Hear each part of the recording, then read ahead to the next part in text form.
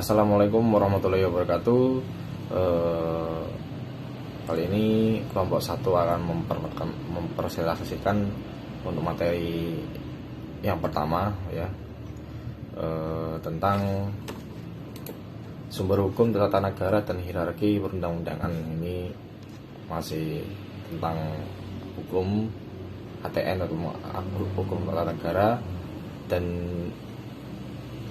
masih awalan juga ya, itu seputar tentang dasar-dasarnya tentang sumber hukum tata negara dan hierarki perundang-undangan. Sebelumnya, perkenalkan, nama saya Rizky Suramadani. Di sini saya yang akan menjelaskan tentang presentasi dari kelompok 1 melalui PowerPoint, dan juga untuk pokok-pokoknya saya ambil dari makalah dari kelompok 1. Lanjut ke PPT-nya.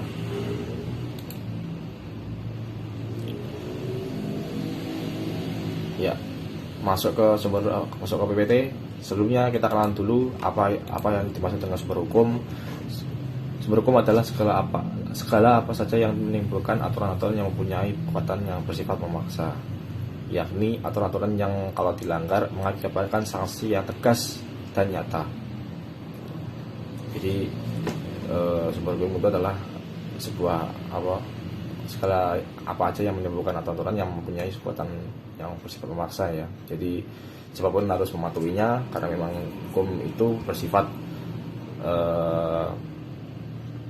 memaksa, dan juga bisa kalau dilanggar bisa mengakibatkan kita mendapatkan sanksi yang tegas, itu juga nyata.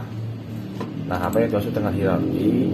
Hierarki adalah jenjangan setiap jenis peraturan perundang-undangan yang didasarkan pada asas bahwa peraturan perundang-undangan yang lebih rendah tidak boleh bertentangan dengan peraturan undang-undang yang lebih tinggi. Itu disebut dengan hierarki. Nah, masuk ke inti dari materi sumber hukum tata negara dan juga hierarki perundang-undangan. Suatu yang ini sumber hukum ya. Sumber hukum sesuatu yang perlu dipahami, dianalisis dan dikaji secara detail agar dapat menghasilkan hukum yang sesuai dengan kebutuhan masyarakat. Jadi sumber hukum itu perlu diamati, perlu dipahami, dianalisis dan juga dikaji secara detail agar menghasilkan hukum yang sesuai dengan kebutuhan masyarakat. Jadi sebelum hukum itu dibentuk, dipahami dulu dan juga dianalisis agar hukum itu bisa menghasilkan kayak pas dengan masyarakat kita gitu loh. Jadi jangan sampai kayak membuat hukum yang tidak sesuai dengan kebutuhan masyarakat. Yang kedua ada sumber hukum tata negara, sumber hukum material. Sumber hukum material merupakan faktor-faktor masyarakat yang mempengaruhi pembentukan hukum, bagi dari segi isi maupun tempat pengambilan aturan hukum tersebut. Terdiri dari dasar dan pandangan hidup bernegara, kekuatan-kekuatan politik yang berpengaruh saat perumusan kaidah-kaidah hukum tata negara.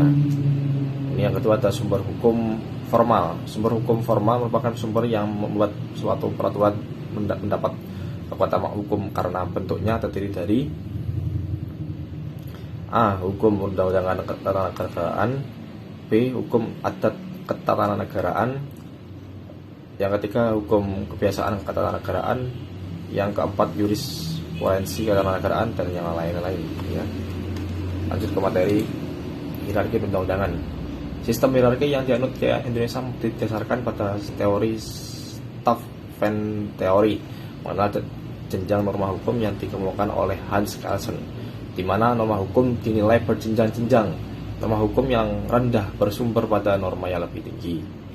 Nah, itu yang kedua, dalam Undang-Undang Nomor 12 Tahun 2011 tentang pembentukan peraturan perundang-undangan yang terbaru, dalam pasal 7 ayat 1 jenis dan hierarki peraturan perundang-undangan terdiri atas Undang-Undang Dasar Republik Indonesia tahun 1945, ketetapan Majelis Pemusyawaratan Rakyat. Yang ketiga, Undang-Undang Peraturan Pemerintah mengganti Undang-Undang. Yang keempat, atau peraturan pemerintah. Dan yang kelima, peraturan presiden. Keenam, peraturan daerah provinsi. Dan yang terakhir, peraturan daerah kabupaten dan kota. Demikian untuk penjelasan dari sumber hukum tata negara dan hierarki perundang-undangan dari kelompok 1. Kurang lebih saya minta maaf. Wassalamualaikum warahmatullahi wabarakatuh.